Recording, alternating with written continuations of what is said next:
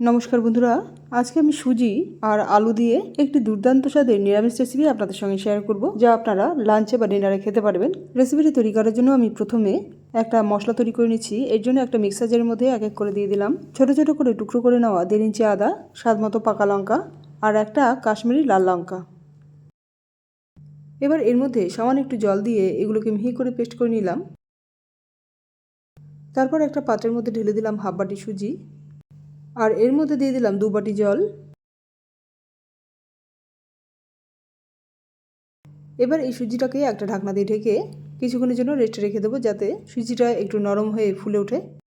এবার এটাকে একটা সাইডে রেখে এখানে আমি 3টে আলুর খোসা ছাড়িয়ে নিয়েছি। এই আলুগুলোকে আমি গ্রেট করে নেব এখন। বন্ধুরা, রেসিপিটি আপনারা দেখুন পুরোটা, আর দেখে যদি আপনাদের ভালো লেগে থাকে তাহলে প্লিজ এই রেসিপিটিকে লাইক ও শেয়ার করে দেবেন। আর নতুন বন্ধুদের কাছে চ্যানেলটিকে সাবস্ক্রাইব করে দেওয়ার জন্য অনুরোধ রইল। এইভাবেই 3টে আলুকেই আমি গ্রেট করে নেব। সব আলুগুলোকেই আমি গ্রেট করে নিয়েছি।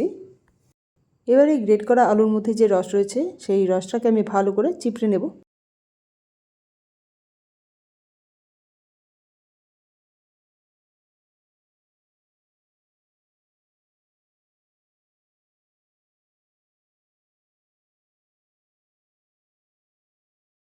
পুরো আলুটাকেই আমি চিপড়ে নিয়েছি। এবার এই চেপড়ানো আলুগুলোকে এই ভিজিয়ে রাখা সুজির মধ্যে ঢেলে দিলাম। আর এর মধ্যে দিয়ে দিলাম 2 চামচ বেসন, স্বাদ মতো নুন, আর আমি এই রেসিপির প্রথমেই যে একটা মশলা তৈরি করে নিয়েছিলাম সেই মশলা থেকে 1.5 চামচের মতো এর মধ্যে দিয়ে দিলাম।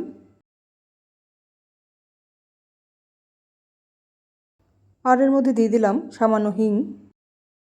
এবার এই সমস্ত উপকরণগুলোকে একসঙ্গে ভালো করে মিক্স করে নেব।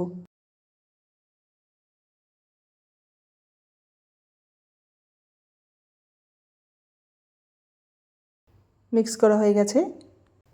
এবার এই মিশ্রণটাকে একটা কড়াইতে কিছু পরিমাণ তেল গরম করে নিয়ে তার মধ্যে ঢেলে দিলাম। এবার এই মিশ্রণটাকে নাড়াচাড়া করতে করতে এটা যতক্ষণ পর্যন্ত বেশ একটু শুকনো হয়ে গিয়ে কড়াইয়ের গা না ছেড়ে দিচ্ছে ততক্ষণ পর্যন্ত নাড়াচাড়া করতে থাকবো। কিছুক্ষণ পরেই দেখুন এই মিশ্রণটা এইরকম শুকনো শুকনো হয়ে গেছে। আর দেখুন মিশ্রণটা কড়াইয়ের গা থেকে ছেড়ে ছেড়ে দিচ্ছে। এই অবস্থায় এই মিশ্রণটাকে একটা থালার মধ্যে নামিয়ে নিচ্ছি।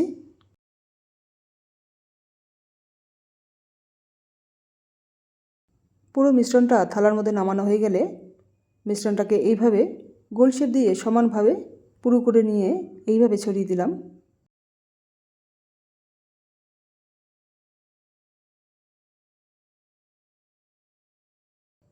এবার এই মিশ্রণটা গরম থাকা অবস্থাতেই একটা ছুরি দিয়ে এইভাবে দাগ কেটে নিচ্ছি।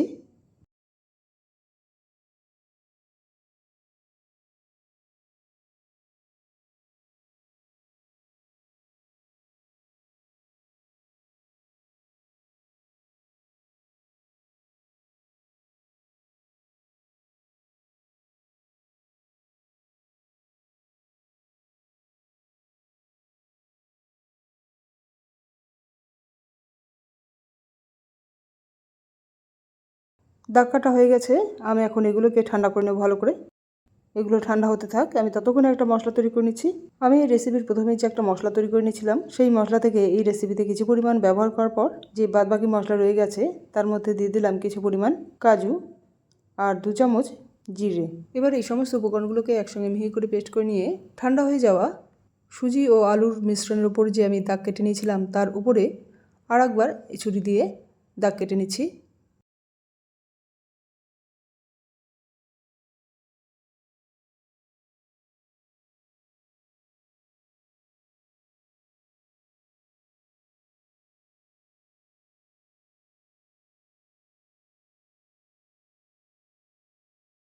দাগ কাটা হয়ে গেছে। আমি এখন এইগুলোকে থালা থেকে উঠিয়ে নিচ্ছি।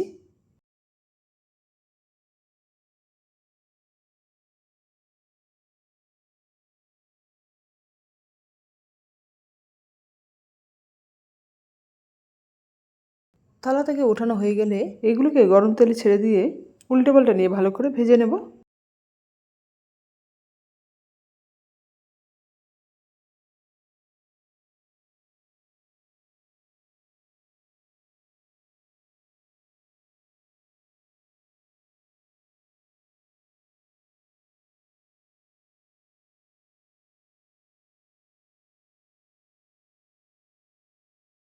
দেখুন এগুলো ভাজা হয়ে গেছে।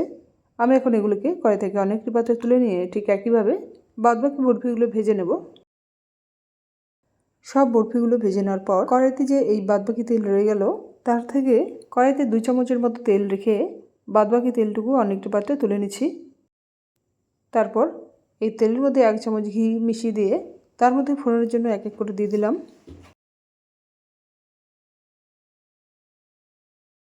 2টো শুকনো লঙ্কা, 1টা তেজপাতা, 2টো এলাচ, 3টে লং আর 3 টুকরো দারচিনি। এবার এই ফোড়নটাকে ভেজে নেব। ফোড়নটা হয়ে গেলে এর মধ্যে একটু আগে যে মশলাটা আমি তৈরি করলাম সেই মশলাটা দিয়ে দিলাম, সঙ্গে দিয়ে দিলাম মিক্সার জার ধোয়া একটু জল।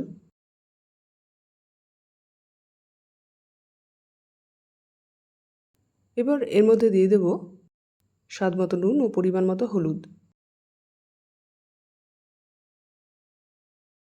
এবার এই নুন ও হলুদ এই মশলার সঙ্গে ভালো করে মিক্স করে নিয়ে মশলাটাকে ভালো করে কষিয়ে নেব।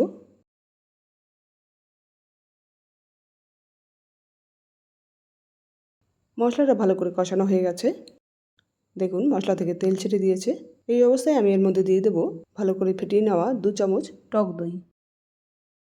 সঙ্গে দিয়ে দিলাম বাটি ধোয়া একটু জল। এবার এই দই ও মশলা একসঙ্গে ভালো করে মিক্স করে নিয়ে আবারও মশলাটাকে ভালো করে কষিয়ে নেব। কষাতে কষাতে কষানোর মাঝখানে এর মধ্যে দিয়ে দিলাম 1/2 চামচের মতো চিনি। যেহেতু এই মশলার মধ্যে টক দই ব্যবহার করা হয়েছে, তাই এই মশলার স্বাদটাকে ব্যালেন্স করার জন্য আমি এখানে চিনি ব্যবহার করলাম। দেখুন মশলাটা কষানো হয়ে গেছে। আমি এখন এর মধ্যে 2 বাটি জল দিয়ে দিলাম।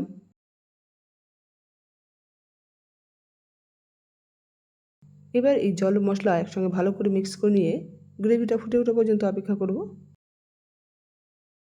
দেখুন গ্রেভিটা ফুটে উঠেছে।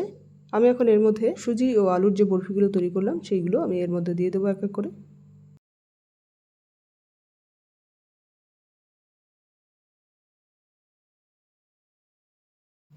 এবার এই গ্রেভিটা একটু নাড়াচাড়া করে নিয়ে একটা ঢাকনা দিয়ে ঢেকে এই রেসিপিটাকে কিছুক্ষণ ধরে রান্না করে নেব, যতক্ষণ পর্যন্ত এই গ্রেভিটা বেশ একটু ঘন না হয়ে যাচ্ছে। কিছুক্ষণ পরেই দেখুন গ্রেভিটা বেশ একটু ঘন হয়ে গেছে। দেখুন গ্রেভির ঘনত্বটা এইরকম হয়েছে। আমি এর থেকে বেশি আর ঘন করব না, কারণ এটা ঠান্ডা হয়ে গেলে আরও ঘন হয়ে যাবে। এই অবস্থায় আমি এর মধ্যে দিয়ে দিলাম সামান্য একটু গুঁড়ো গরম মশলা। এবার এই গুঁড়ো গরম মশলাটাকে হালকা হাতে এই রেসিপির সঙ্গে ভালো করে মিক্স করে নিচ্ছি। হালকা হাতেই মিক্স করে নেবেন, নচেত কিন্তু এই বরফিগুলো ভেঙে যেতে পারে। এবার গ্যাসের ফ্লেমটাকে বন্ধ করে দিয়ে এই রেসিপিটাকে কিছুক্ষণের জন্য রেস্টে রেখে দেব। কিছুক্ষণ পর ঢাকনাটা খুলে দিলাম। রেসিপিটি সার্ভ করার জন্য একদম রেডি। দেখুন বন্ধুরা, এই রেসিপির ঘনত্বটা এখনই কেমন ঘন হয়ে গেছে। পুরোপুরি ঠান্ডা হলে আরও ঘন হয়ে যাবে। বন্ধুরা এই রেসিপিটি একবার এইভাবে ট্রাই করে দেখবেন, আশা করছি আপনাদের খুবই ভালো লাগবে। তাহলে বন্ধুরা আজ এই পর্যন্তই। আপনারা ভালো থাকবেন, সুস্থ থাকবেন। আবার আপনাদের সঙ্গে দেখা হচ্ছে পরের এক নতুন রেসিপিতে। Thank you.